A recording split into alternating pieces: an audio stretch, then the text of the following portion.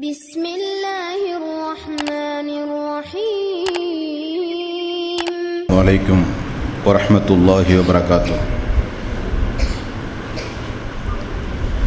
الحمد لله رب العالمين. نحمده ونستعينه ونستغفره ونعوذ بالله من شرور أنفسنا وسيئات أعمالنا. من يهده الله فلا مضل له ومن يضلل فلا هادي له. واشهد ان لا اله الا الله وحده لا شريك له واشهد ان محمدا عبده ورسوله. يا ايها الذين امنوا اتقوا الله حق تقاته ولا تموتن الا وانتم مسلمون. يا أيها الناس اتقوا ربكم الذي خلقكم من نفس واحدة وخلق منها زوجها وبث منهما رجالا كثيرا ونساء واتقوا الله الذي تساءلون به والأرحام إن الله كان عليكم رقيبا. يا أيها الذين آمنوا اتقوا الله وقولوا قولا سديدا يصلح لكم أعمالكم ويغفر لكم ذنوبكم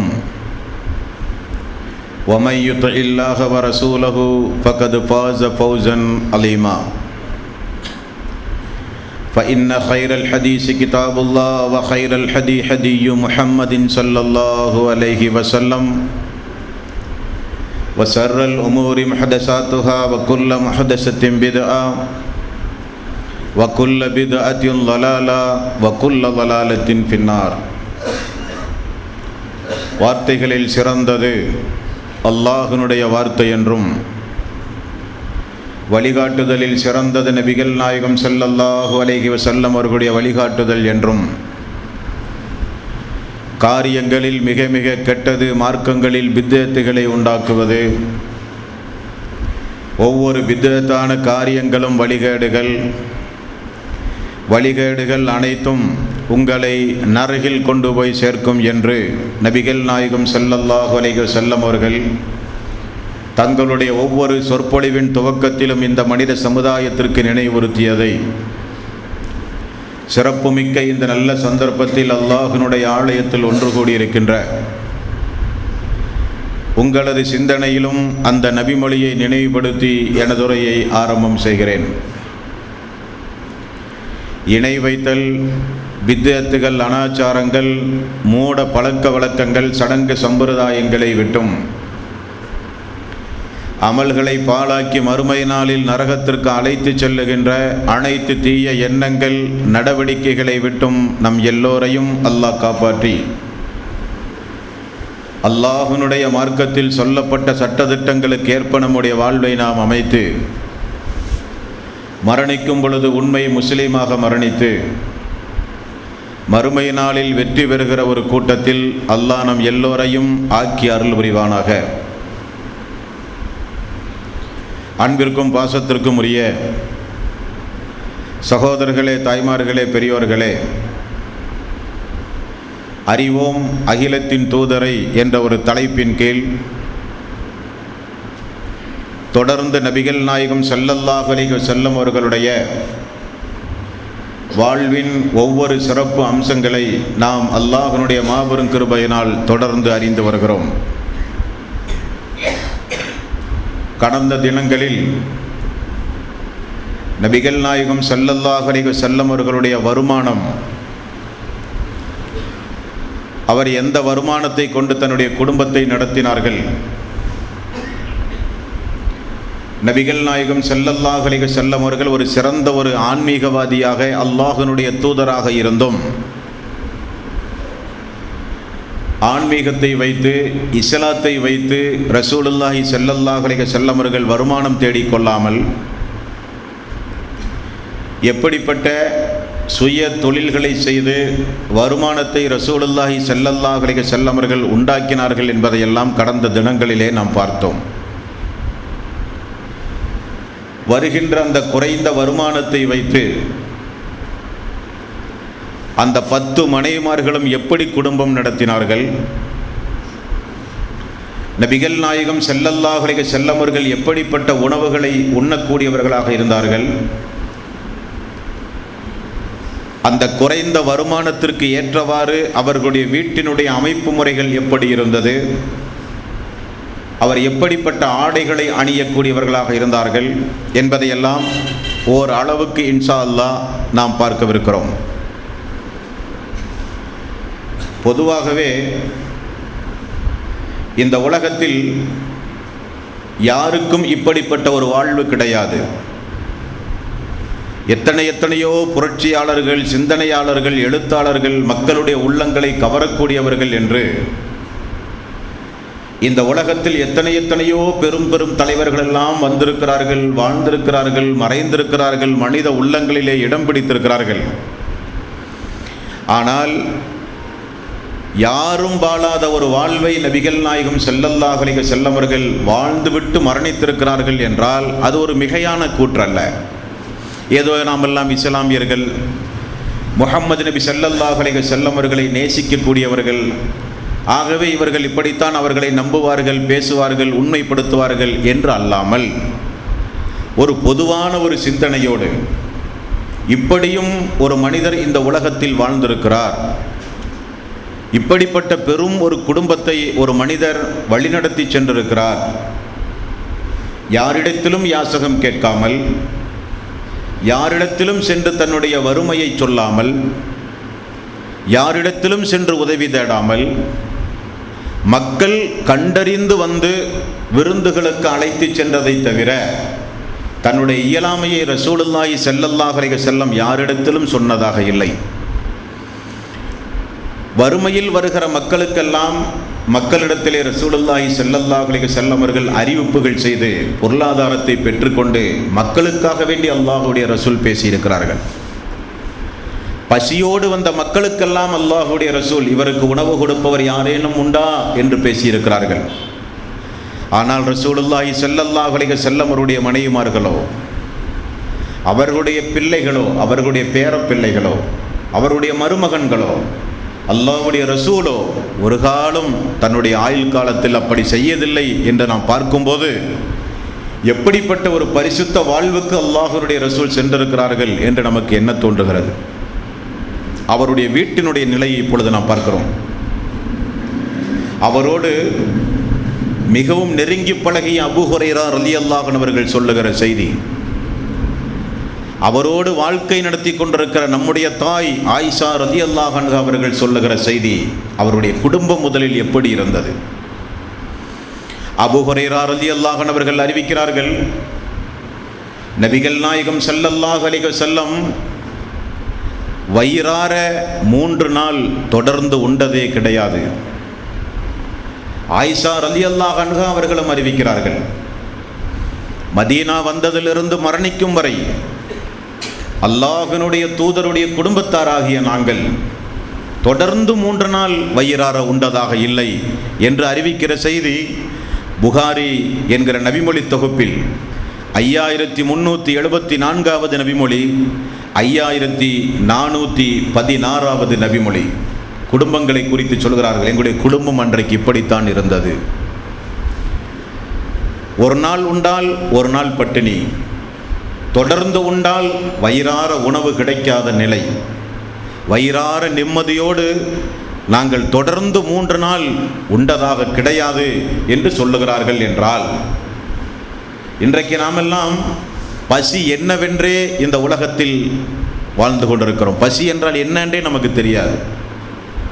இன்றைக்கு இருக்கிற அரசியல் அமைப்பு முறை, இன்றைக்கு இருக்கிற சமுதாய அமைப்பு முறை, இன்றைக்கு நாம் வாழ்ந்து கொண்டிருக்கிற கால சூழ்நிலைகள், இவைகளையெல்லாம் நாம் வேறு வேறு நாடுகளுக்கும் வேறு வேறு மாநிலங்களுக்கும் நாம் ஒப்பிட்டு பார்த்தால் பசி என்பதே நம்முடைய வாழ்வில் கிடையாது. எப்படிப்பட்ட பரம ஏழையாக இருந்தாலும் அவரும் அடிப்படை உணவுகளை உண்ணக்கூடியவராகத்தான் இருக்கிறார்கள். அகிலத்தின் தூதர், அல்லாஹ்வினுடைய அருள்கொடை, ரஹமத்துல் ஆலமீன் நபிகள் நாயகம் ஸல்லல்லாஹு அலைஹி வஸல்லம் அவருடைய வீட்டினுடைய நிலைமைகள் இந்த நிலைமைகள். பெரும் பெரும் சக்கரவர்த்திகளும் மன்னர்களும் எப்படியெல்லாமோ உண்டு கழித்து கொண்டிருக்கும் பொழுது சாதாரண மனிதர்கள் உண்ணுகிற உணவை கூட ரசூலுல்லாஹி ஸல்லல்லாஹு அலைஹி வஸல்லம் அவர்கள் உண்ண முடியாமல் வாழ்ந்திருக்கிறார்கள் என்று சொல்லப்படுகிறது. அன்பர்களே, அடுப்பு எரித்து வேக வைத்து உண்ணுகிற உணவு என்று உணவு உண்டு இல்லையா? வேக வைத்து உண்ணுகிற உணவு, ஆட்டிறைச்சி, கோதுமை, இப்படி அடுப்பில் வேக வைத்து உணவு உண்ணுகிற உணவு. ஆயிஷா ரலியல்லாஹு அன்ஹா அவர்கள் அதையும் சொல்லுகிறார்கள். 3 மாதங்கள் எல்லாம் தொடர்ந்து அடுப்பெரியாமலேயே எங்களுடைய குடும்பம் சென்றதுண்டு. தொடர்ந்து 3 மாதங்கள். சஹாபாக்கள் அதிர்ந்து போய் கேட்கிறார்கள், மூமின்களின் தாயே, அப்படியானால் உங்களுடைய உணவுதான் என்ன? எதை உண்டு உயிர் வாழ்ந்தீர்கள்? உண்மைதானே? 3 மாதமெல்லாம் அடுப்பெரியாவிட்டால் நீங்கள் உயிர் வாழ்ந்திருக்கிறீர்களே, எதை உண்டு உயிர் வாழ்ந்தீர்கள் என்று கேட்கும்போது, தண்ணீரும் பேரித்தம்பழமும் தான் எங்களுடைய உணவு, தண்ணீரும் பேரித்தம்பழமும் தான் எங்களுடைய உணவு என்று ஆயிஷா ரலியல்லாஹு அன்ஹா அவர்கள் அறிவிக்கிற செய்தி புகாரியில் 2567 6459 நபிமொழிகளில் நீங்கள் பார்க்கலாம். இப்படிப்பட்ட நிலைமையில் கூட அல்லாஹுடைய ரசூலுடைய குடும்பம், அல்லாஹுடைய ரசூல் இப்படித்தான் இருப்பார்கள் என்று சஹாபாக்களுக்கே தெரியாது. அதுதான் மிகப்பெரிய ஒரு ஆச்சரியம். நீங்கள் கவனிக்கப்பட வேண்டும். சாதாரண நெருங்கிய நண்பர்கள் என்று எல்லோருக்கும் உண்டு. ஒரு சமுதாயத்தில் நான் வாழும்போது, ஒரு முஸ்லீம் மொஹல்லாக்களில் நீங்கள் வாழும்போது, உங்கள் குடும்பத்துடைய யதார்த்த சூழ்நிலை அல்ல, அண்டை வீட்டார் சொல்லிவிடுவார்கள். எனது குடும்பத்தினுடைய யதார்த்த சூழ்நிலை என்ன, நெருங்கிய நண்பர்கள் சொல்லிவிடுவார்கள். ஆனால் ஒரு சில நபிமொழிகளை படித்து பார்க்கும்போது, இந்த குடும்பத்துடைய சூழ்நிலை வெளி உலகத்திற்கே தெரியாதோ என்று நமக்கு நின்று தோன்றுகிறது. ஆயிஷா ரலியல்லாஹு அன்ஹா அவர்களே சொல்லுகிறார்கள், ஒரு நாள் நாங்கள் வீட்டிலே இருந்தோம். யா ரசூலல்லாஹ், எனக்கு கடுமையான பசி என்று ஒரு நபித்தோழர் வந்தார். அவர் வருகிறார் என்றால் அல்லாஹ்வுடைய ரசூல் எப்படியாவது நம்முடைய பசியை போக்குவார் என வந்திருக்கிறார். குடும்பத்துடைய சூழ்நிலை தெரியாது, அல்லாஹ்வுடைய ரசூலுடைய சூழ்நிலை தெரியாது. உடனே நபிகள் நாயகம் ஸல்லல்லாஹு அலைஹி வஸல்லம் அப்படிப்பட்ட ஒரு சூழ்நிலை தனக்கும் தனது குடும்பத்தாருக்கு இருந்தோம். ஆயிஷா அவர்களிடத்தில் அல்லாஹ்வுடைய ரசூல் கேட்டார்கள், வீட்டில் ஏதாவது உணவுண்டுமா? ஆயிஷா ரலியல்லாஹு அன்ஹா அவர்கள் சொன்ன பதிலை பாருங்கள். யா ரசூலல்லாஹ், அல்லாஹ்வின் மீது சத்தியமாக சொல்லுகிறேன், தண்ணீரை தவிர நமது வீட்டில் வேறொன்றும் இல்லை, தண்ணீரை தவிர நமது வீட்டில் வேறொன்றும் இல்லை என்று சொன்ன செய்தி முஸ்லீம் என்கிற நபிமொழி தொகுப்பில் 4175வது நபிமொழியாக பார்க்கலாம். அப்பொழுது ரசூலுல்லாஹி ஸல்லல்லாஹு அலைஹி வஸல்லம் உடனே தோழர்களை எல்லாம் அழைத்து, பசியோடு வந்திருக்கிற இந்த இறை விசுவாசிக்கு உங்களில் உணவு கொடுப்பவர் யார் என்று தன்னுடைய தோழர்களுக்காக வேண்டி சமுதாயத்தில் உணவு கேட்டிருக்கிறாரே தவிர, நான் இப்படி இருக்கிறேன், எனது மனைவி இப்படி இருக்கிறார்கள், எனது குடும்பம் இப்படி இருக்கிறது என்று அல்லாஹ்வுடைய ரசூல் ஒரு நாள் கூட இந்த சமுதாயத்தில் தன்னுடைய ஏழ்மை நிலையை குறித்து சொல்லவில்லை என்று நாம் பார்க்கும்போது, சுப்ஹானல்லாஹ், இந்த உலகத்தில் எந்த ஆன்மீகவாதியும் இப்படி வாழ்ந்ததாக சரித்திரம் கிடையாது. அன்பர்களே, நீங்கள் ஒன்றை கவனிக்க வேண்டும். இதையெல்லாம் இப்படியே தொகுத்து படிக்கும்போது, தொகுத்து கேட்கும்போது நம்முடைய உள்ளத்தில் யார் தான் பசியோடு இல்லை? எத்தனையோ பேர்கள் ஏழ்மை நிலையோடு பசியோடு இருக்கத்தானே செய்கிறார்கள். அதில் ஒருவர் தானே அல்லாஹ்வுடைய ரசூல் என்று நினைத்தல் கூடாது.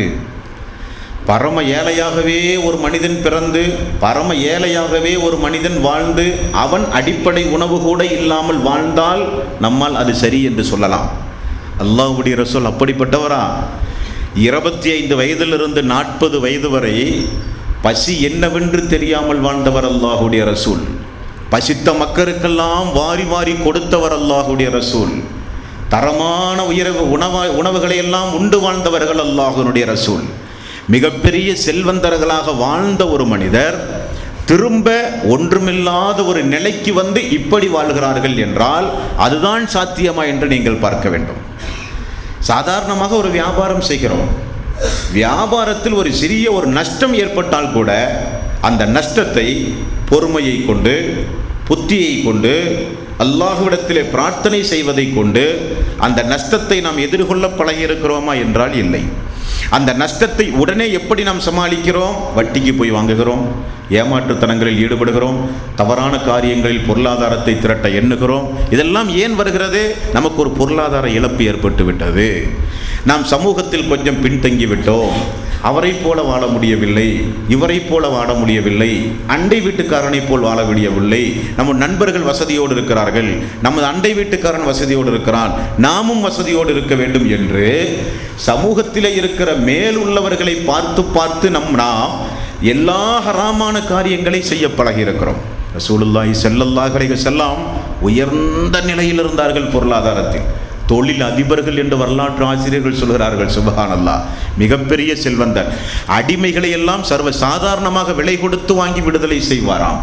ஏழை எளியவர்கள் அல்லாஹ்வுடைய ரசூலுக்கு வீட்டுக்கு வந்தால் உடனே வாரி வாரி கொடுக்கிறவர் அல்லாஹ்வுடைய ரசூல். செல்வ நிலையில் உயர் அந்தஸ்தை பெற்றிருந்த ஒரு அல்லாஹ்வுடைய ரசூல் இஸ்லாத்திற்காக அனைத்தையும் இழந்து இப்படிப்பட்ட ஒரு நிலைக்கு வந்தும் கூட யாசகம் கேட்காமல், தர்மம் ஹராம், ஜகாத்துகள் ஹராம், மக்களுடைய பொருளாதாரத்தை விரும்பாது, இவ்வளவு கட்டுப்பாடுகளையும் தனக்கு விதித்து கொண்டு ரசூலுல்லாஹி ஸல்லல்லாஹு அலைஹி வஸல்லம் இப்படிப்பட்ட ஒரு வாழ்க்கையை தேர்ந்தெடுத்து வாழ்ந்தார்கள் என்றால் அப்படி வாழவா இஸ்லாம் நமக்கு சொல்லுகிறது? அல்லாஹ் எங்காவது ஒரு நாள் பேரித்தம்பளம், ஒரு நாள் தண்ணீர் உண்டு தான் வாழ வேண்டும் என்று நமக்கு சொல்லுகிறானா? 3 மாதம் அடுப்பெரியாமல் நீங்களும் தூதரை போல வாழ வேண்டும் என்று அல்லாஹ் சொல்லுகிறானா? பொருளாதாரத்தை சம்பாதியுங்கள். யா ஐயுஹல்லதீன ஆமனூ லா துல்ஹிக்கும் அம்வாலுக்கும் வலா அவுலாதுக்கும் அன் திக்ரில்லாஹ். ஈமான் கொண்டவர்களே, அல்லாஹுவை நினைவு கூறுவதற்கு தடையாக உங்களுடைய பொருளாதாரத்தையும் மனைவி மக்களையும் குடும்பங்களையும் ஆக்கி கொள்ளாதீர்கள் என்றுதான் அல்லாஹ் சொல்லுகிறானே தவிர பொருளாதாரம் சம்பாதியுங்கள். ஜும்மாவுடைய பாடத்திலே பார்க்கிறோம். ஜும்மா என்கிற அத்தியாயத்தில் தொழுகை முடிந்தால் அல்லாஹ்வினுடைய அருளை தேடி பூமிக்கு செல்லுங்கள் என்றெல்லாம் ஆர்வமூட்டுகிறது இஸ்லாம். ஆனால் இப்படி ஒரு ஏழ்மையான வாழ்வை வாழ வேண்டும், நமக்கு பெரிய ஒரு எதிர்பார்ப்பு ஒன்றும் வேண்டாம், நமது முதுகுத்தண்டை கொஞ்சம் தூக்கி நிறுத்த நமக்கு ஒரு உணவு வேண்டும், பசியை கொஞ்சம் அடக்கி கொண்டு பசி இல்லாமல் வாழ வேண்டும் என்கிற ஒரு வாழ்க்கைக்கு மட்டும் நீங்கள் சென்று அந்த ஒரு வாழ்வை நீங்கள் தேர்ந்தெடுத்து பாருங்கள். எல்லா தியாகத்திற்கும் நீங்கள் தயாராகி விடுவீர்கள். தொடர்ந்து ஆயிஷா ரலியல்லாஹு அன்ஹா அவர்கள் சொல்லுகிறார்கள், அல்லாஹ்வுடைய ரசூலும் நானும் எப்படி வாழ்ந்தோம் தெரியுமா? எப்படி வாழ்ந்தோம் தெரியுமா? காலை பொழுதில், அன்றைக்கெல்லாம் 2 நேரம் தான் அவர்களுக்கு உணவு, நமக்கெல்லாம் 3 நேர உணவு, காலை மதியம் இரவு. சஹாபாக்களுக்கும் அல்லாஹ்வுடைய ரசூலுடைய காலத்திலும் அவர்களுடைய உணவு 2 வேளை தான். ஹதீஸ்களில் பார்க்கிறோம், நாங்கள் காலை உணவு உண்டு விட்டு ஜும்மாவுடைய தொழுகையை தொழுது விட்டு காலை உணவு உண்போம். ஒரு 11 மணி 11 மணிக்கெல்லாம் அன்றைக்கு ஜும்மாவுடைய தொழுகை சூரிய உதயத்திலிருந்து நடு உச்சி வரை எப்பொழுது வேண்டுமானாலும் தொழலாம். ரசூலுல்லாஹி ஸல்லல்லாஹு அலைஹி வஸல்லம் அவர்கள் ஒரு நாள் காலையில் என்னிடத்தில் வந்தார்கள். ஆயிஷா, ஏதாவது உணவு உண்டுமா? இல்லை யா ரசூலல்லாஹ். அப்படியா? நான் நோன்பு வைத்துக் கொள்கிறேன். உணவில்லாவிட்டால் நான் நோன்பு வைத்துக் கொள்கிறேன் என்று ரசூலுல்லாஹி ஸல்லல்லாஹு அலைஹி வஸல்லம் உணவு இல்லாத காலத்தில், எப்படிப்பட்ட உணவு? மன்னர்கள் உண்கிற உணவல்ல, அதிபர்கள் உண்ணுகிற உணவல்ல, சாதாரண அடிப்படை வசதி உள்ள சாதாரண மனிதர்கள் உண்ணுகிற உணவு கூட ஒரு சில நேரங்களில் அந்த குடும்பத்திலே இல்லை. அப்படியானால் நான் நோன்பு வைத்துக் கொள்கிறேன் என்று ரசூலுல்லாஹி ஸல்லல்லாஹு அலைஹி வஸல்லம் அவர்கள் சொன்ன செய்தி முஸ்லிம் என்கிற நபிமொழி தொகுப்பில் 2185வது நபிமொழியாக பார்க்கலாம். அல்லாஹ்வுடைய அடியார்களே, ஆயிஷா அவர்கள் இன்னும் ஒருபடி கீழிறங்கி சொல்லுகிறார்கள். புகாரி என்கிற நபிமொழி தொகுப்பில் 6455வது நபிமொழி, அல்லாஹ்வுடைய ரசூலுடைய குடும்ப சூழ்நிலையை சொல்கிறார்கள். ஒரு நாளில் 2 முறை நாங்கள் உணவு உண்ணுகிற நிலை எங்களுக்கு ஏற்பட்டால், ஒரு நாளில் காலையிலும் இரவிலும் அந்த 2 வேளையும் உணவு உண்ணுகிற ஒரு வாய்ப்பு எங்களுடைய குடும்பத்தில் ஏற்பட்டால், ஏதாவது ஒரு வேளை கண்டிப்பாக அந்த உணவு பேரிச்சம்பழமாகத்தான் இருக்கும். இது வாழ்க்கை. 3 மாதம் தொடர்ந்து அடுப்பெரியவில்லை, 3 நாள் வயிறார உண்டதாக கிடையாது. அந்த உணவுகள் கூட 2 வேளை இருந்தால் 1 வேளை பேரித்தம்பழம்தான். அது கூட ஒரு சில நேரங்களில் இல்லாவிட்டால் அல்லாஹ்வுடைய ரசூல் நோன்பு வைப்பார்கள் என்றால், நபிகள் நாயகம் ஸல்லல்லாஹு அலைஹி வஸல்லம் எப்படிப்பட்டதொரு வாழ்வை தன்னுடைய சொந்த வாழ்க்கையில் தேர்வு செய்து இந்த சமுதாயத்திற்கு காண்பித்து கொடுத்தார்கள் என்பதை நாம் கொஞ்சம் ஆழமாக சிந்தித்து பார்க்க வேண்டும். நான் ஆரம்பத்தில் உங்களுக்கு நினைவுறுத்தியதை மீண்டும் உங்களுக்கு நான் நினைவுறுத்துகிறேன். பொதுவாக ஆன்மீகவாதிகள் சம்பாதிக்க மாட்டார்கள், ஆன்மீகவாதிகள் வியாபாரம் செய்ய மாட்டார்கள். பாதிரிமார்களும் சன்னியாசிகளும் மக்களுடைய பொருளாதாரத்தை தவறாக உண்ணக்கூடியவர்கள் என்று அல்லாஹ் சூரத்து தௌபாவிலே அல்லாஹ் ரப்புல் ஆலமீன் சொல்லுகிறான். மதகுருமார்கள் என்றாலே மக்களின் அறியாமையை பயன்படுத்தி மக்களை பயமுறுத்தி இறைவனுக்கும் உங்களுக்கு மத்தியில் ஒரு நெருக்கம் வேண்டுமானால் எங்களை கவனியுங்கள் என்று சொன்னவர்கள் ஆன்மீகவாதிகள். அல்லாஹுடைய ரசூல் அப்படிப்பட்டவர்கள் அல்ல. பெருநாள் வருமே, ஹஜ்ஜு பெருநாள், நோன்பு பெருநாள் என்று பெருநாள், அப்பொழுது அந்த குடும்பத்துடைய நிலைமை என்ன என்று நீங்கள் தெரிய வேண்டுமே. ஹஜ்ஜு பெருநாள் வந்தால் தடபுரலாக எல்லோரும் குர்பான் கொடுப்பார்கள், ஒட்டகங்களையும் ஆடுகளையும் மறுத்து குர்பான் கொடுப்பார்கள். ஆயிஷா ரலியல்லாஹு அன்ஹா அவர்கள் சொல்லுகிற செய்தி புகாரியில் 5423வது நபிமொழி. ஹஜ்ஜு பெருநாள் என்று நாங்கள் ஆட்டிறைச்சியோ ஒட்டக இறைச்சியோ நாங்கள் வேக வைத்து குழம்பு உண்டாக்கினால் அதில் இருக்கிற எலும்புகளை மட்டும் நாங்கள் தனியாக எடுத்து வைப்போம் 15 நாட்கள். அன்றைக்கெல்லாம் ஃப்ரிட்ஜ் இல்லாத காலம். ஒரு பொருள் அதிக நாள் எடுத்து வைத்தால் அந்த பொருள் வாசனை கெட்டு போய்விடும்.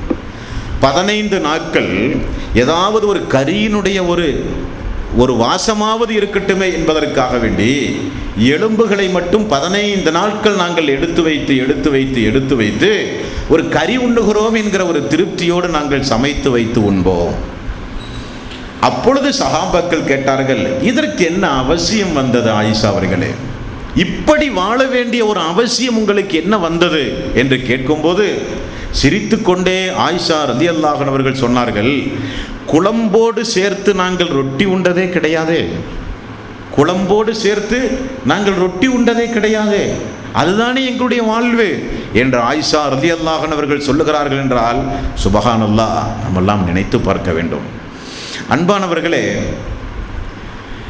ஒரு நாளில் 2 நேரம் நாங்கள் உணவு உண்பதாக இருந்தால் பேரித்தம்பழம் ஒரு நேரம் கண்டிப்பாக இருக்கும்.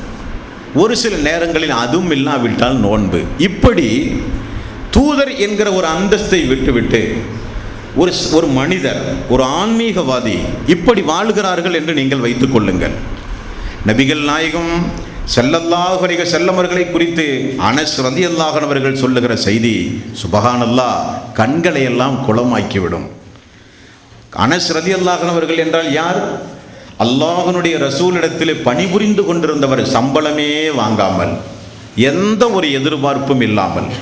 அவர்களுடைய குடும்பம் உம்மு சுலைம், அபு தல்ஹா, யார் ரசூலல்லாஹ், எனது மகன் உங்களிடத்தில் வளர்ந்தால் போதும் என்று சொல்லி அனஸ் ரலியல்லாஹு அன்ஹு அவர்களை அல்லாஹ்வுடைய ரசூலிடத்திலே கொண்டு வந்து கொடுத்தார்கள். வளர்ந்து ஆளாகிறார் அனஸ் அவர்கள். அவர் சொல்லுகிறார், வேறு யாராவது சொன்னால் கூட ஒரு நெருடல் இருக்கும்.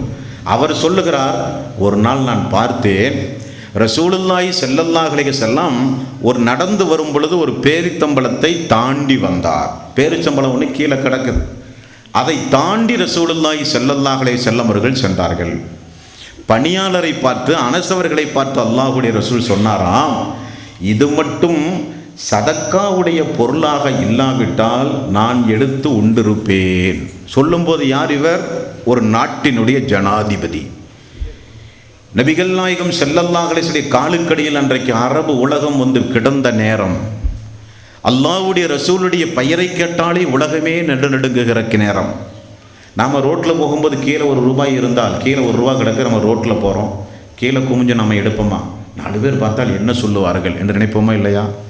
எல்லா செல்வந்தர்களும் இருக்கிற நேரத்தில் கீழே ஒரு ₹10 கிடக்குது, குமிஞ்சு நாம் எடுக்க மாட்டோம், யாரையா ஒரு ஆள் விட்டு எடுத்துகிட்டு போப்பா, நம்ம ரொம்ப பெருமையாக.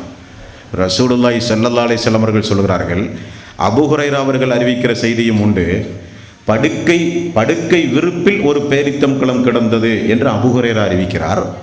அனஸ் ரலியல்லாஹு அன்ஹு அவர்கள் அறிவிக்கிறார்கள், நடந்து போகும்போது ஒரு பேரித்தம்பழம் கிடந்தது, தர்மமாக ஜக்காத்துடைய பொருளாக இருக்குமோ என்று நான் நினைக்கிறேன், இல்லாவிட்டாலோ அதை எடுத்து நான் உண்டிருப்பேன் என்று ரசூலுல்லாஹி ஸல்லல்லாஹு அலைஹி வஸல்லம் அவர்கள் கூறுகிறார்கள் என்றால் எப்படிப்பட்ட ஒரு வாழ்வு, எப்படிப்பட்ட வாழ்வு அந்த வாழ்வு! புகாரி என்கிற நபிமொழி தொகுப்பில் 2055வது நபிமொழியாக நீங்கள் பார்க்கலாம். அவர் மட்டுமல்ல, அல்லாஹ்வுடைய ரசூல் மட்டுமல்ல, ஒரு சில நேரங்களில் நாம் பசியும் பட்டினியுமாக இருந்தாலும் நமது மனைவி, நமது மக்கள், நமது பேர குழந்தைகள் அப்படி இப்படி என்று ஒரு மாதிரியாக வாழ்ந்தாலும் நாம் கண்டுகொள்ளாமல் இருப்போம். அல்லாஹ்வுடைய ரசூல் அதிலும் கூட ஒரு நாள் பைத்துல் மாலில், பைத்துல் ஜக்காத்தில் மழை போல் பேரித்தம்பளம் வந்து குவிந்தது பள்ளி வாயிலில். ஹசன் ஹுசைன் ரலியல்லாஹு அன்ஹு அவர்கள் அதற்கு பக்கத்திலே விளையாடி கொண்டிருந்தார்கள். பேர குழந்தையில் ஒரு குழந்தை அதில் இருக்கிற ஒரு பேரித்தம்பளத்தை எடுத்து வாயிலே போட்டுவிட்டது. பறந்தடித்து வந்து ரசூலுல்லாஹி ஸல்லல்லாஹு அலைஹி வஸல்லம், மகனே துப்பு, ஜக்காத்துடைய பொருள் அல்லாஹ்வுடைய ரசூலுடைய குடும்பத்தாருக்கு ஹராம் என்று சொல்லி அல்லாஹ்வுடைய ரசூல் பச்சிலம் குழந்தையினுடைய வாயில் இருக்கிற பேரித்தம்பளத்தை கையிலே வைத்து வெளியே எடுத்து துப்பச் சொன்னார்கள் என்றால் இது வாழ்க்கை. எதை சமுதாயத்திற்கு கூடாது என்று சொன்னார்களோ அதை தன்னுடைய சொந்த வாழ்வில் நடத்தி காட்டினார்கள் அல்லாஹ்வுடைய ரசூல். அப்பளுக்கு இல்லாத வாழ்வு. இன்றைக்கு இருக்கிற யூதர்கள் எல்லாம் சாதாரணப்பட்டவர்கள் என்று நினைக்காதீர்கள்.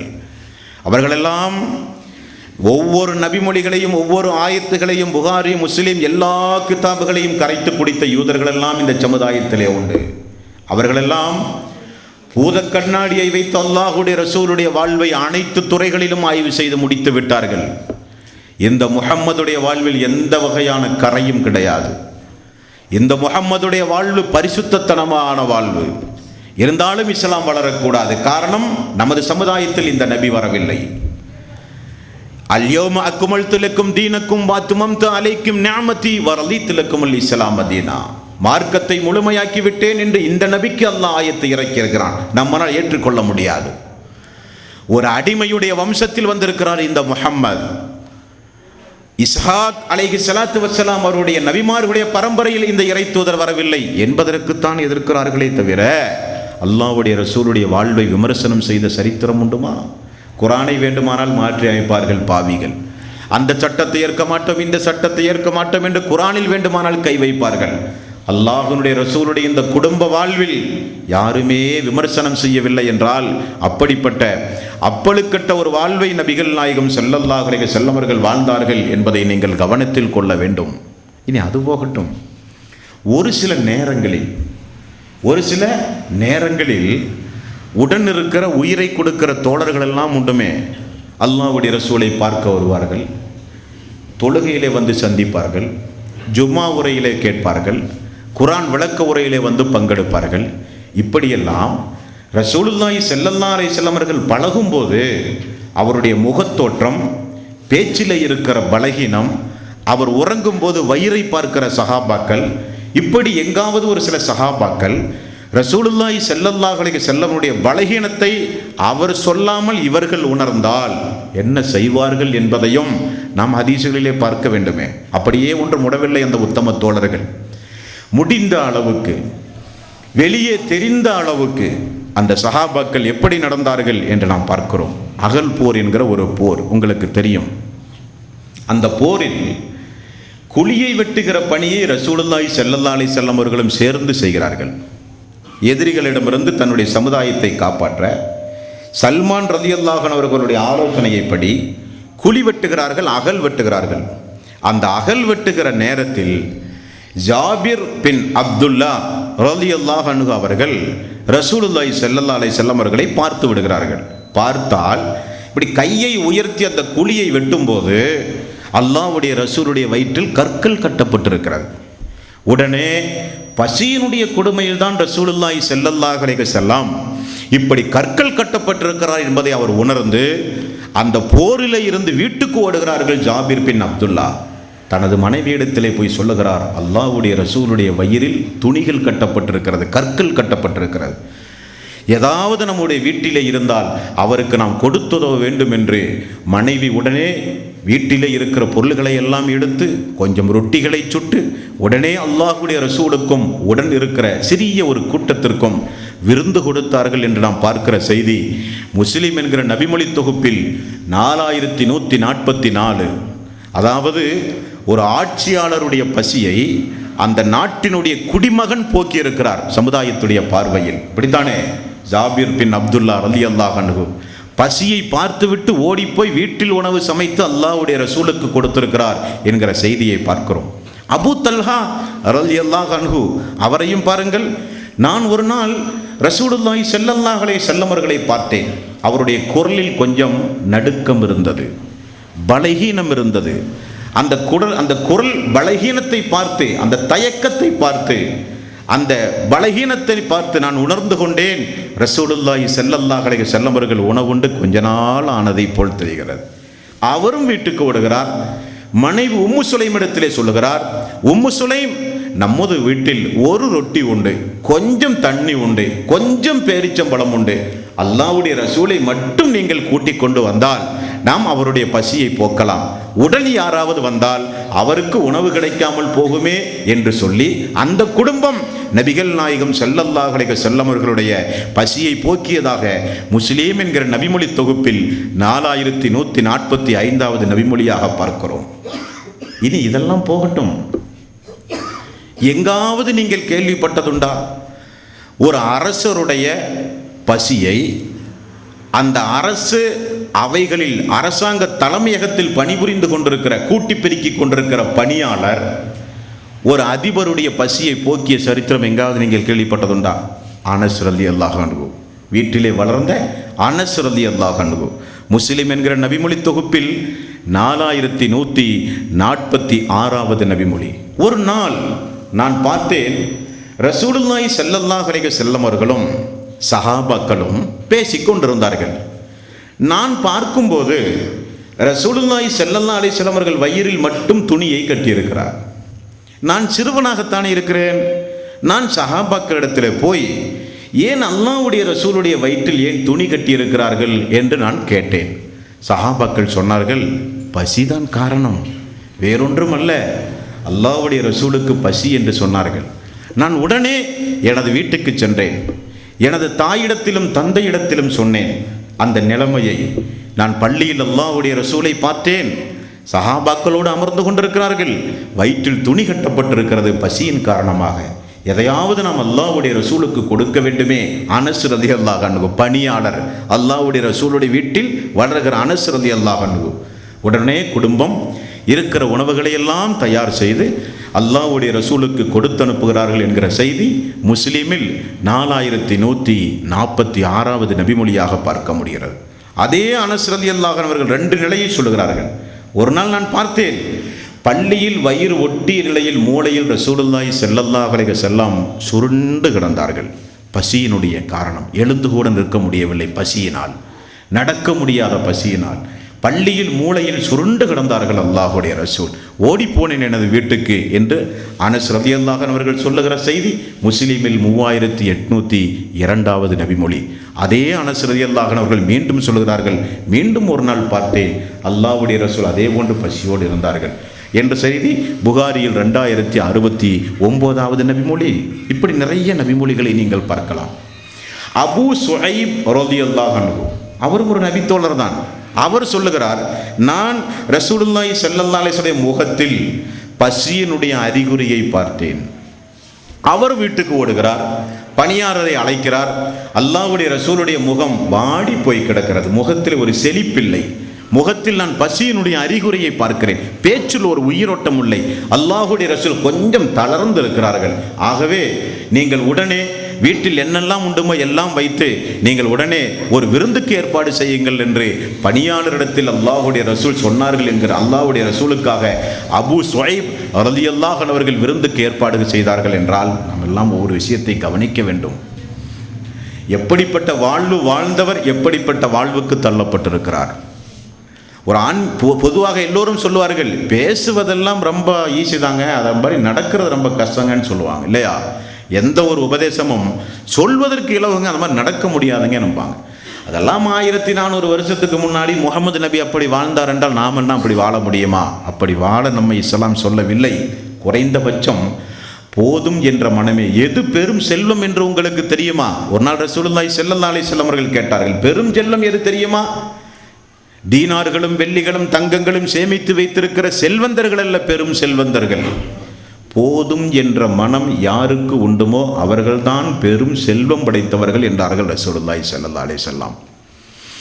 எப்பொழுதும் உங்களுக்கு மேல் உள்ளவர்களை பார்க்காதீர்கள். அப்படி பார்த்தால் நீங்கள் அல்லாஹ்வுக்கு அருள் செய்ய மாட்டீர்கள். உங்களுக்கு கீழ் உள்ளவர்களை பாருங்கள், அப்பொழுதுதான் நீங்கள் அல்லாஹ்வுக்கு நன்றி செலுத்துவீர்கள்.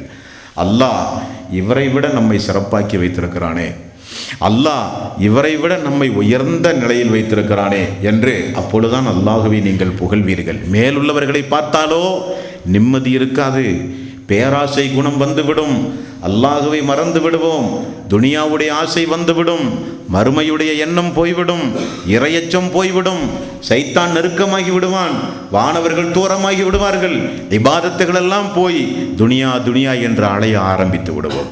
ஆகவேதான் ரசூலுல்லாஹி ஸல்லல்லாஹு அலைஹி வஸல்லம் இப்படிப்பட்ட ஒரு வாழ்வை தேர்வு செய்து இந்த மனித சமுதாயத்திற்கு காண்பித்து கொடுத்தார்கள். அபூ ஹுரைரா ரலியல்லாஹு அன்ஹு புகாரியில் 5414வது நபிமொழி. ஒரு கூட்டத்தை கடந்து செல்கிறார்கள் அபூ ஹுரைரா ரலியல்லாஹு அன்ஹு. அந்த மக்கள் ஒரு ஆட்டிறைச்சியை நன்றாக பொரித்து உணவருந்தி கொண்டிருக்கும் போது அபூ ஹுரைரா தாண்டி போகிறார். அபூ ஹுரைராவை வாருங்கள், இந்த விருந்தில் வந்து கலந்து கொள்ளுங்கள். அபூ ஹுரைரா சுபஹானல்லாஹ், சஹாபாக்கள் நபிகள் நாயகம் ஸல்லல்லாஹு அலைஹி வஸல்லம் எப்படி வாழ்ந்தார்களோ அப்படித்தான் வாழ வேண்டும் என்று முடிவெடுத்து விட்டார்கள். இப்னு உமர் ரலியல்லாஹு அன்ஹு அவர்களை பார்த்தால் அல்லாஹ்வுடைய ரசூல் பயணத்தில் எப்படியெல்லாம் ஒட்டகத்தில் ஏறி பயணம் செய்தாரோ அதே போல பயணம் செய்யக்கூடியவராக இருந்தார்கள். பயணத்தில் எங்கு நின்று தொழுதாரோ அங்கே போய் தான் நின்று தொழுவார். இதெல்லாம் மார்க்கமல்ல, இருந்தாலும் அல்லாஹ்வுடைய ரசூல் வாழ்ந்ததை போல வாழ வேண்டும். விருந்துக்கு மக்கள் அழைக்கும் போது அபூ ஹுரைரா சொல்லுகிறார், எப்படி என்னால் அந்த ஆட்டை உண்ண முடியும்? கேட்கிற கேள்வி பாருங்கள், நான் எப்படி இந்த ஆட்டை நான் உண்ணுவேன்? அல்லாஹ்வுடைய ரசூல் மரணிக்கின்ற வரை ஒரு மிருதுவான ரொட்டியையோ பொரித்த ஒரு ஆட்டையோ உண்டதை நான் கண்டதே இல்லையே, அப்படி இருக்கும்போது என்னால் எப்படி இந்த ஆட்டிறைச்சியை உண்ண முடியும் என்று சொன்னார்கள் என்கிற செய்தி புகாரியில் 5414வது நபிமொழியாக நம்மால் பார்க்க முடிகிறது. இப்படி குடும்பமும் அவரும் இருந்தும் கூட ஜாபிர் ரலியல்லாஹு அன்ஹு அவர்கள் என்ன சொல்கிறார்கள் தெரியுமா? ஒரு நாள் நான் வீட்டினுடைய வெளியில் நிழலில் நின்று கொண்டிருந்தேன். இப்போ ரசூலுல்லாஹி ஸல்லல்லாஹு அலைஹி வஸல்லம் என்னை கடந்து சென்றார்கள். நான் அல்லாஹ்வுடைய ரசூலை பின்னால் கடந்து சென்றேன். நான் பசியோடு தான் வருகிறேன் என்று அல்லாஹ்வுடைய ரசூலுக்கு தெரிந்துவிட்டது. உடனே என்னுடைய கையை பிடித்தார், வீட்டுக்கு சென்றார். வீட்டில் ஏதாவது உண்டுமா என்று கேட்டேன். அன்றைக்கு ஆயிஷா ரலியல்லாஹு அன்ஹா அவர்கள் 3 ரொட்டி உண்டு என்று சொன்னார்கள். 3 ரொட்டி கொண்டு வரப்பட்டது. அல்லாஹ்வுடைய ரசூல் எனக்கு ஒரு ரொட்டியும் அவர் ஒரு ரொட்டியும் எடுத்துக்கொண்டார். மீதமுள்ள ஒரு ரொட்டியை 2ஆக பிரித்து அவர் பாதி எனக்கு பாதி தந்தார். ஆயிஷா ஏதாவது குழம்புண்டுமா என்று கேட்டார். குழம்பொன்றும் நமது வீட்டில் இல்லை, வேண்டுமானால் வினிகர் உண்டு என்று சொன்னார்கள். வினிகர் என்றால் தெரியுமா உங்களுக்கு? சுருக்காய் என்று சொல்லுவோம், பொருள் கெட்டு போகாமல் இருப்பதற்கு பயன்படுத்துகிற வாசம், ஊறுகாய்க்கெல்லாம் பயன்படுத்தும். வினிகர் உண்டு என்று சொல்லப்பட்டது. அதுதான் குழம்பிலே சிறந்த குழம்பு, எடுத்து வா என்று சொல்லி ரசூலுல்லாஹி ஸல்லல்லாஹு அலைஹி வஸல்லம் பசியோடு வந்த ஜாபிருக்கு இருக்கிற ரொட்டியை பகுதி பகுதியாக கொடுத்து பசியை போக்கினார்கள் என்கிற செய்தி முஸ்லிம் என்கிற நபிமொழி தொகுப்பில் 3826வது நபிமொழியாக பார்க்க முடிகிறது. இது வாழ்க்கை, இது வாழ்வு. ஒரு நாள் மிகப்பெரிய ஒரு ஆச்சரியம். அபூபக்கர் அவர்களும் உமர் அவர்களும் வீட்டில் இருந்து வெளியே புறப்பட்டு வருகிறார்கள். அரபு நாட்டை பொறுத்தவரையில் பகல் பொழுதில் சீக்கிரம் யாரும் வெளியே வரமாட்டார்கள். வெயில் அதிகமாக இருந்தால் வீட்டிலே தான் இருப்பார்கள். வீட்டிலிருந்து யாராவது வெளிவருவதாக இருந்தால் ஏதாவது ஒரு அசாதாரணமான சூழ்நிலைக்குத்தான் வெளியே வருவார்கள். அபூபக்கர் உமரும் அப்படிப்பட்ட காலை நேரத்தில் வீட்டை விட்டு வெளியே வருகிறார்கள். ரசூலுல்லாஹி ஸல்லல்லாஹு அலைஹி வஸல்லம் வீட்டிலிருந்து வெளியே வந்து பார்த்தால் 2 பேரும் வெளியே வந்து அமர்ந்து கொண்டிருக்கிறார்கள். நீங்கள் எதற்காக வேண்டி இந்த நேரத்தில் வந்து அமர்ந்து கொண்டிருக்கிறீர்கள் என்று கேட்கும்போது, பசிதான் யா ரசூலல்லாஹ் காரணம், வீட்டிலே உணவில்லை, கடுமையான பசி, அதுதான் உங்களை தேடி வந்தோம். ரசூலுல்லாஹி ஸல்லல்லாஹு அலைஹி வஸல்லம் அவர்கள் சொன்னார்கள், உங்களை வீட்டிலிருந்து எது வெளியேற்றியதோ அதுதான் நானும் வெளியே வர காரணம், எனக்கும் பசிதான். ஒரு சமுதாயம் அல்லாஹ்வினுடைய மார்க்கத்தை காப்பாற்ற, இந்த உலக மக்களுக்கு இந்த மார்க்கம் இலகுவாக போய் சேர, நாமெல்லாம் எந்த தியாகமும் இல்லாமல் இந்த மார்க்கத்தை பின்பற்ற ஒரு சமுதாயம் வாழ்ந்திருக்கிறது பார்த்தீர்களா? ஆகவே தான் ரசூலுல்லாஹி ஸல்லல்லாஹு அலைஹி வஸல்லம் அவர்கள் சொன்னார்கள், எனது தோழர்களை ஏசாதீர்கள், எனது தோழர்களை ஏசுகிறவர்களை நீங்கள் பார்த்தால் சொல்லுங்கள், அல்லாஹ்வுடைய நாசம் உங்களுக்கு உண்டாகட்டும் என்று சொல்லுங்கள் என்றார்கள் ரசூலுல்லாஹி ஸல்லல்லாஹு அலைஹி வஸல்லம். 3 பேரும் போய் ஒரு அன்சாரி தோழருடைய வீட்டில் விருந்துண்டார்கள் என்கிற செய்தி முஸ்லீம் என்கிற நபிமொழி தொகுப்பில் 4143வது நபிமொழியாக நீங்கள் பார்க்கலாம். அல்லாஹ்வுடைய ரசூலிடத்தில் பொதுவாகவே ஒரு நல்ல குணம் இருந்தது, நம்முடைய வாழ்வில் பின்பற்றப்பட வேண்டிய ஒரு குணம். எத்தனையோ பேர் நம்முடைய சமுதாயத்தில், நம்முடைய வீடுகளில் உணவு சரியில்லாவிட்டால், உணவுக்குண்டான குழம்புகள் சரியில்லாவிட்டால், நாம் எதிர்பார்க்கிற உணவு வீட்டில் சமைக்காவிட்டால் அந்த உணவையே தூக்கி வீசுகிறோம். அதற்காக வேண்டி ஒரு போர்க்கால நடவடிக்கை கூட வீடுகளில் எடுக்கிறோம். அதற்காக வேண்டி, உணவுக்காக வேண்டி வீடுகளில் சண்டையிடுகிறோம், குடும்பங்களில் பிரச்சனைகளை உண்டாக்குகிறோம். ரசூலுல்லாஹி ஸல்லல்லாஹு அலைஹி வஸல்லம் குணங்களில் ஒரு சிறந்த குணம் ஆயிஷா அவர்கள் சொல்கிறார்கள், 4190வது நபிமொழி, அல்லாஹ்வுடைய ரசூல் தன்னுடைய வாழ்வில் உணவை என்றைக்கும் குறை சொல்லவே மாட்டார்கள். பிடிக்காவிட்டால் வேண்டாம் என்று சொல்லுவார்களே தவிர உணவை குறை சொல்ல மாட்டார்கள் அல்லாஹ்வுடைய ரசூல். என்ன காரணம்? அதுகூட அல்லாஹ் ரப்புல் ஆலமீன் மறுமை நாளிலே கடைசி காலத்தில் நமக்கு இல்லாமல் ஆக்கி விடுவானோ என்கிற ஒரு பயம். எந்த நேரத்திலும் உணவை குறை சொல்லக்கூடாது. அதுகூட இல்லாத மக்கள் எத்தனை பேர்கள் இந்த சமுதாயத்திலே உண்டு. அதுகூட கிடைக்காத மக்கள் எவ்வளவு பேர்கள் இந்த சமுதாயத்திலே பசியும் பட்டினியுமாக இருக்கிறார்கள். ஆகவே உணவை குறை சொல்லாதீர்கள் என்றார்கள் ரசூலுல்லாஹி ஸல்லல்லாஹு அலைஹி வஸல்லம். அன்பர்களே, அல்லாஹ்வுடைய ரசூல் மறுமைக்காக, நேர்வழிக்காக, தக்வாவுக்காக, இஸ்லாத்திற்காக, சமுதாயத்திற்காக நிறைய துவாக்களை ரசூலுல்லாஹி ஸல்லல்லாஹு அலைஹி வஸல்லம் செய்திருக்கிறார்கள். அந்த துவாக்களில் ஒரு துவா சுபஹானல்லாஹ், புகாரி என்கிற நபிமொழி தொகுப்பில் 6460வது நபிமொழி. இப்படியும் ரசூலுல்லாஹி ஸல்லல்லாஹு அலைஹி வஸல்லம் அல்லாஹ்விடத்திலே கேட்டிருக்கிறார்கள் என்றால் அதுதான் வாழ்வு. மக்களிடத்தில் அல்லாஹ்வுடைய ரசூல் இயலாமையை சொல்லவில்லை, அல்லாஹ்விடத்திலே சொல்லியிருக்கிறார்கள் இயலாமையை. அல்லாஹும்ம ர்ஸுக் அலா ஆல முஹம்மதின் கூத்தன், அல்லாஹும்ம ர்ஸுக் ஆல முஹம்மதின் கூத்தன், அல்லாஹுவே முஹம்மதின் குடும்பத்தாருக்கு நீ உணவளிப்பாயாக, அல்லாஹுவே முஹம்மதின் குடும்பத்தாருக்கு நீ உணவளிப்பாயாக என்று நபிகள் நாயகம் ஸல்லல்லாஹு அலைஹி வஸல்லம் அல்லாஹ்விடத்தில் பிரார்த்தனை செய்தார்கள் என்றால் அந்த அளவுக்கு அந்த குடும்பத்துடைய ஏழ்மை, அந்த அளவுக்கு அந்த குடும்பத்துடைய ஏழ்மை. சராசரி மனிதன் உண்கிற உணவை அல்லாஹ்வுடைய ரசூல் உண்டார்களா என்றால் கிடையாது. மாமன்னர்கள் உண்ணுகிற உணவை கண்களாலாவது அல்லாஹ்வுடைய ரசூல் பார்த்தார்களா என்றால் கிடையாது. அதிகாரத்தை பயன்படுத்தி எப்படிப்பட்ட உணவுகள் உண்டாலும் கேட்பதற்கு ஆளில்லாத காலம் அந்த காலம். இன்னும் ஒருபடி மேலாக ரசூலுல்லாஹி ஸல்லல்லாஹு அலைஹி வஸல்லம் அப்படி உண்டால் கூட சஹாபாக்கள் சந்தோஷமாக பார்க்கிற காலம் அந்த காலம். அப்படி இருந்தும் நபிகள் நாயகம் ஸல்லல்லாஹு அலைஹி வஸல்லம் தோல் நீக்கப்படாத கோதுமையை கொண்டு ரொட்டி உண்டார் என்று பார்க்கிறோம். குழம்புகள் இல்லாத உணவு, இரவில் வெறும் பேரித்தம்பழமும் தண்ணீரும் தான் ஒரு காலத்தில் எங்களுக்கு உணவு. அதுகூட எங்களுக்கு தொடர்ந்து வயிறார 3 நாள் கிடைக்காத காலம்.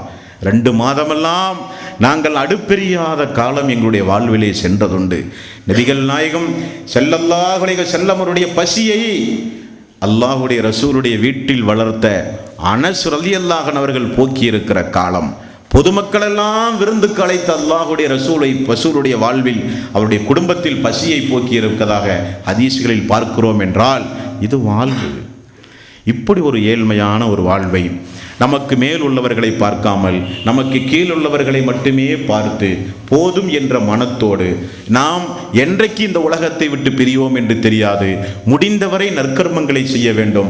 நற்கர்மங்கள் தான் நமக்கு தொடர்ந்து வருகிற உறவு, குடும்பங்கள் எல்லாம் நமக்கு தொடர்ந்து வருகிற உறவல்ல என்பதையோடு மனைவி மக்களுக்கு வேண்டிய அளவு சம்பாதித்து மீதமுள்ள காலங்களில் அல்லாஹ்வை நினைவு கூர்ந்து போதும் என்ற மனதோடு நாம் ஒவ்வொருவரும் உயிர் வாழ வேண்டும். அன்பர்களே, இது நல்ல ஒரு முன்மாதிரி, நமக்கு கிடைக்கிற முன்மாதிரி.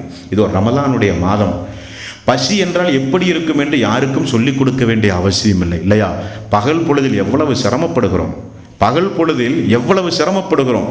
இருந்தாலும் அதை விட 2 மடங்கு 3 மடங்கு நோன்பு திறக்கும் போது சாப்பிட்டு விடுகிறோம், அது வேறு விஷயம். ரமலான் என்றாலே என்ன பெரிய தியாகம். ரமலான் வந்தால் ஒரே ஒரு வாழ்க்கையில் சின்ன ஒரு மாற்றம். மீதமுள்ள 11 மாதமும் பகல் நேரத்தில் உண்டு, இரவில் தூங்குவோம். ரமலானுடைய மாதம் வந்தால் இரவு முழுக்க உண்டு, பகலில் தூங்குகிறோம். சின்ன ஒரு வித்தியாசம் தானே வாழ்வில். இதென்ன தியாகமா? இது அல்ல. ஆனால் வாழ்க்கை முழுக்க இப்படிப்பட்ட ஒரு வாழ்வுக்கு சொந்தக்காரராக ரசூலுல்லாஹி ஸல்லல்லாஹு அலைஹி வஸல்லம் அவர்கள் வாழ்ந்திருக்கிறார்கள் என்றால் அவருடைய வீடு எப்படி இருந்தது என்பதையும் நீங்கள் பார்க்க வேண்டுமே. நமக்கெல்லாம் வீடுகள் உண்டு. எவ்வளோ பெரிய பரம ஏழையாக இருந்தாலும் எல்லோருக்கும் இருப்பதற்கு ஒரு வீடு உண்டு. மழை வெயில் எல்லாம் ஒன்றும் கொள்ளாமல் நம்முடைய மனைவி மக்களோடு கொஞ்சம் சந்தோஷமாக இரவு நேரத்திலே தூங்க எல்லோருக்கும் வீடு உண்டு. ரசூலுல்லாஹி ஸல்லல்லாஹு அலைஹி வஸல்லம் வீட்டை கொஞ்சம் பாருங்கள்.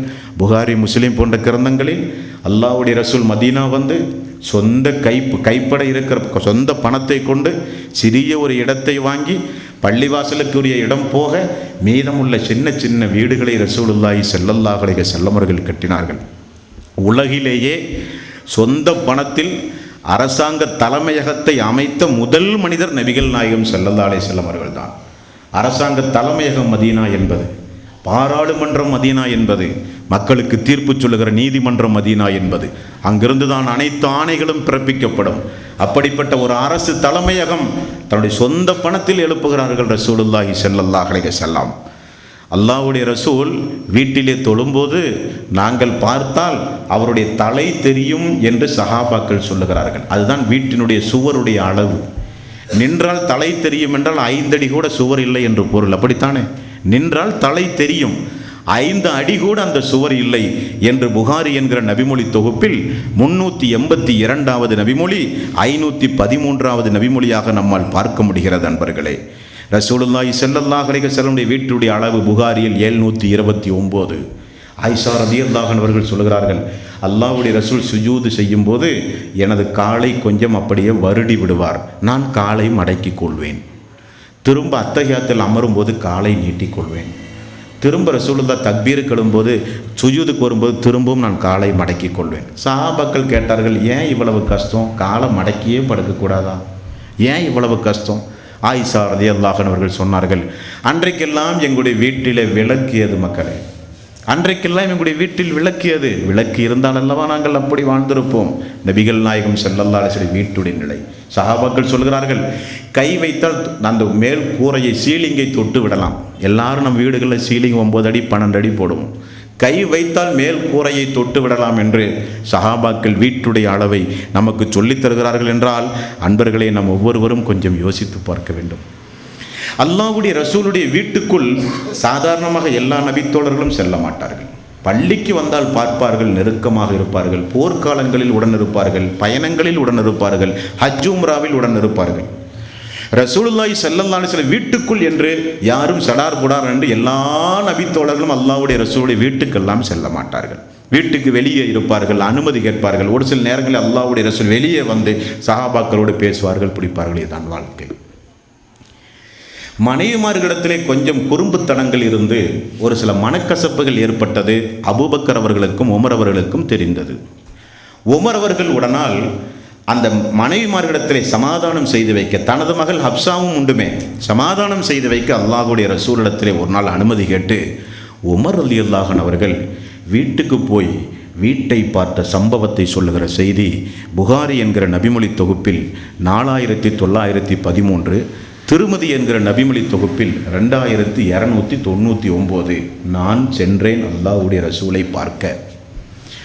அப்பொழுது ரசூலுல்லாஹி ஸல்லல்லாஹு அலைஹி வஸல்லம் படுத்து கொண்டிருந்தார்கள்.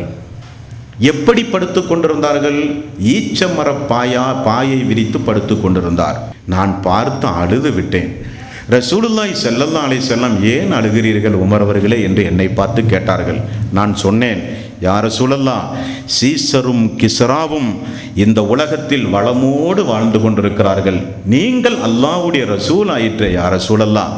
நான் ஒரு விரிப்பை, ஒரு போர்வையை எடுத்து இந்த ஈச்சமர நாருக்கு மேல் கொஞ்சம் நான் விரித்தால் முதுகு படியாமல் இருக்குமே, முதுவில் நிறைய வடுகள் உண்டுமே யா ரசூலல்லாஹ் என்று சொன்னபோது ரசூலுல்லாஹி ஸல்லல்லாஹு அலைஹி வஸல்லம் திரும்ப சொன்ன பதில், சீசருக்கும் கிஸ்ராவுக்கும் உலகம்தான் உமரே, நமக்கு மறுமை என்பதை நீங்கள் மறந்துவிட்டீர்களே என்றார்கள் ரசூலுல்லாஹி ஸல்லல்லாஹு அலைஹி வஸல்லம். தோழர்களை பக்குவப்படுத்துகிறார்கள் பாருங்கள் அல்லாஹ்வுடைய ரசூல். உயிரை கொடுக்கக்கூடிய அளவுக்கு லட்சத்திற்கும் மேற்பட்ட தோழர்களை அல்லாஹ்வுடைய ரசூல் எப்படி பெற்றார்கள்? வெளியிலே ஒரு பேச்சு, வாழ்வு இன்னொன்று என்றால் எப்படி தோழர்கள் அல்லாஹ்வுடைய ரசூலை நேசிப்பார்கள்? ஏன் அல்லாஹ்வுடைய ரசூலை நேசித்தார்கள் தெரியுமா? இப்படிப்பட்ட ஒரு பரந்த வாழ்வு, ஓப்பன் வாழ்வு, மறைமுக வாழ்வு என்று அல்லாஹ்வுடைய ரசூலிடத்தில் எதுவுமே கிடையாது. ஒரு திறந்த புத்தகமாக நபிகள் நாயகம் ஸல்லல்லாஹு அலைஹி வஸல்லம் வாழ்ந்த காரணத்தினால்தான் இந்த சமுதாயமே அல்லாஹ்வுடைய ரசூலுடைய பெயரை கேட்டால் கதிகலங்கி போய்விடுகிறார்கள். இந்த உலகத்தில் இன்றைக்கு மன்னர்கள் எப்படியெல்லாமோ வாழ்ந்து கொண்டிருக்கிறார்கள். நமது நாட்டினுடைய பிரசிடென்ட் ஜனாதிபதி உண்டுமே, அவர் ராஷ்டிரபதியில் எப்படி வாழ்கிறார் தெரியுமா யாருக்காவது? உலகத்திலேயே பெரிய ஜனாதிபதி மாளிகை இருக்கிற ஒரு நாடு நமது இந்திய திருநாடு மட்டும்தான். ஏன் சொல்லுகிறேன் தெரியுமா? அமெரிக்காவினுடைய வெள்ளை மாளிகையை எடுத்துக்கொண்டால் கூட 130 அறைகள் தான் உண்டு. ஆனால் நமது நாட்டினுடைய ஜனாதிபதியினுடைய மாளிகையில் 340 அறைகள் உண்டு. அந்த மாளிகையினுடைய பரப்பளவு எவ்வளவு தெரியுமா? 2 லட்சம் சதுர அடி. அவரும் அவருடைய குடும்பமும் வெளியே விளையாடுவதற்குரிய கார்டன் எவ்வளவு தெரியுமா? 13 ஏக்கர் நிலம். 1919ஆம் ஆண்டிலே இருந்து 1924 ஆண்டு 17 ஆண்டுகள் ஆங்கிலேயர்களே இதை கட்டி வைத்து விட்டு சென்று விட்டார்கள். அந்த ராஷ்டிரபதியில் மெயின் ஹாலில் மட்டும் 2 டன் எடையில் குழல் விளக்கு உண்டு. அலங்கார விளக்கு 2 டன் எடையிலே உண்டு. உள்ளுக்குள்ளே சினிமா தியேட்டர் உண்டு. உள்ளுக்குள்ளே பள்ளிக்கூடம் உண்டு. அவருடைய மக்கள் படிக்கிற பள்ளிக்கூடங்கள் உள்ளுக்குள்ளே உண்டு. உள்ளுக்குள்ளே நிறைய ஸ்விம்மிங் பூல்கள் உண்டு. உள்ளுக்குள் அவரை மட்டும் பாதுகாக்க 180 காவலாளிகள் அவரை மட்டும் பாதுகாக்க. யாருக்கு? ஜனாதிபதிக்கு. சுதந்திர தின விழா மட்டும் குடியேற்றுகிற ஒரு ரப்பர் ஸ்டாம்பு பொறுப்புள்ள ஒரு மனிதருக்கு ஒரு நாட்டில் இருக்கிற வசதி வாய்ப்பு. அல்லாஹ்வுடைய ரசூலுடைய வீட்டை பார்த்தீர்களா? எழுந்து நின்று தொழுதால் தலை தெரியுமா? அல்லாஹ்வுடைய ரசூலுடைய வீட்டில் தொழுகைக்கு சுஜூதுக்கு சென்றால் குடுக்கைப்படுத்திருக்கிற பெண்களுடைய கால்கள் மட்டுமாம் சுஜூதிலே தலையில். இது ரசூலுல்லாஹி ஸல்லல்லாஹு அலைஹி வஸல்லம் ஒரு ஆட்சி தலைவராக, ஆன்மீக தலைவராக, சமுதாய தலைவராக, போர் தளபதியாக, அல்லாஹ்வுடைய ரசூலாக நபிகள் நாயகம் ஸல்லல்லாஹு அலைஹி வஸல்லம் அவர்கள் வாழ்ந்து கொண்டிருக்கிற அவருடைய ஏழ்மையான வாழ்வுக்குரிய ஒரு எடுத்துக்காட்டு உலகமே படிக்க வேண்டும். ஆகவே தான் அல்லாஹ் சொல்கிறான், ஆட்சி தலைவராக இருந்தாலும் இந்த தூதரிடத்தில் முன்மாதிரி உண்டு. குடும்பத் தலைவர்கள் யாருக்காவது முன்மாதிரி வேண்டுமானாலும் இந்த தூதருக்கு முன்மாதிரி உண்டு. ஒரு ஆன்மீகவாதி, ஒரு உண்மையான ஒரு ஆன்மீகவாதி எப்படி நடக்க வேண்டும் என்பதற்கு இந்த தூதரிடத்திலே முன்மாதிரி உண்டு. சமுதாய பணி செய்ய வேண்டுமா? முன்மாதிரி உண்டு. ஏழ்மையோடு வாழ பழகிறீர்களா? அதற்கும் அவரிடத்திலே முன்மாதிரி உண்டு. லக்கது கானலக்கும் ஃபீ ரசூலில்லாஹி உஸ்வத்துன் ஹஸனா. இந்த நபியிடத்தில் உங்களுக்கு அழகான முன்மாதிரிகள் உண்டு என்று அல்லாஹ் சொல்லுகிறானே, அந்த முன்மாதிரியை நாம் நம்முடைய வாழ்வில் பேணி நடக்க வேண்டும். கிடைக்கிற வருமானத்தை வைத்து, நமக்கு இந்த வருமானம் என்றால் நாம் இப்படி வாழ்ந்தால் போதும். 100 ரூபாய் வருமானமா? அதற்கேற்ற மாதிரி வாழ்வு. 50 ரூபாய் வருமானமா? அதற்கேற்றவாறு வாழ்வு. இனி வருமானமே இல்லையா? ஒரு நாள் விட்டு ஒரு நாள் நோன்பு. இப்படி நம்மையும் நம்முடைய மனதையும் பக்குவப்படுத்தி பாருங்கள். மனிதன் வட்டிக்கு போக மாட்டான், திருட மாட்டான், அனாவசியமான காரியங்களில் ஈடுபட மாட்டான். பேராசை குணம் முற்றிலும் இருக்காது, பொறாமை குணம் இருக்காது, அல்லாஹுவை மறக்குகிற தன்மை வராது, மறுமையை பற்றியுள்ள சிந்தனை வரும், அல்லாஹுவை பற்றியுள்ள பயம் வரும். எப்பொழுதும் மௌத்துக்கு தயாராக இருப்போம். அதுதான் முக்கியம். எப்பொழுதும் மரணத்திற்கு தயாராக இருப்போம். எப்பொழுது அது வந்தாலும் நாம் ஒன்றும் பயப்பட வேண்டிய அவசியமே இல்லை. நம்மிடத்தில் நிறைய அமல் உண்டு. நம்மிடத்தில் நிறைய அல்லாஹுவை பற்றியுள்ள தக்குவா உண்டு, அச்சம் உண்டு. இணை வைத்து அல்லாஹுடைய பூமியில் நாம் வாழவில்லை. பித்அத்துகளையும் அனாச்சாரங்களையும் எதிர்த்து ஓரளவுக்கு சக்திக்குட்பட்டு நல்லங்களை செய்து ஹராமை முற்றிலும் நம்முடைய வாழ்விலே வாழ்ந்து நாம் வாழ்கிறோம். இந்த ராத்திரியோ இனி காலையிலோ நாளைக்கோ அந்த மரணம் நமக்கு வந்தாலும் நமக்கு எந்த பிரச்சனையும் அல்ல என்கிற வாழ்வுதான் நமக்கு சாந்தி சமாதானமான வாழ்வு. ஒரு பயம் இருக்கப்படாது. இன்றைக்கு மரணித்தால் இந்த கடனை அடைக்க வேண்டுமே, அந்த வட்டிக்காரனுக்கு பதில் சொல்ல வேண்டுமே, இவ்வளவு பாவங்களை செய்திருக்கிறோமே, இந்த நேரத்தில் மரணித்தால் நம்முடைய நிலைமை என்ன? ஒரு பதட்டம் ஒரு இறை விசுவாசிக்கு இருத்தல் கூடாது. சாந்தி சமாதானமான ஒரு வாழ்வு நமக்கு வேண்டுமானால் மேல் உள்ளவர்களை ஒரு காலம் பார்க்காதீர்கள், கீழ் உள்ளவர்களை பாருங்கள் என்றார்களே அல்லாஹ்வுடைய ரசூல். அந்த கீழ் உள்ளவர்களில் மிக மிக மிக மிக கீழ் உள்ள அல்லாஹ்வுடைய ரசூலையும் சஹாபாக்களையும் பார்த்து வாழ்ந்து அப்படிப்பட்ட சிறப்புக்குரிய வாழ்வுக்குரியவர்களாக வாழ்ந்து மரணிக்கின்ற நல்லவர்களாக அல்லாஹ் நம் அனைவர்களையும் ஆக்கி அருள வேண்டும். இனியும் இந்த குடும்பம் எப்படிப்பட்ட வாழ்வை தேர்ந்தெடுத்து இந்த சமுதாயத்தில் வாழ்ந்திருக்கிறது என்பதை இன்ஷா அல்லாஹ் வரக்கூடிய காலங்களில் தொடர்ந்து பார்ப்போம். வஆகிரு தஅவானா அனில் ஹம்துலில்லாஹி ரப்பில் ஆலமீன். அஸ்ஸலாமு அலைக்கும் வரஹ்மத்துல்லாஹி வபரகாத்துஹு.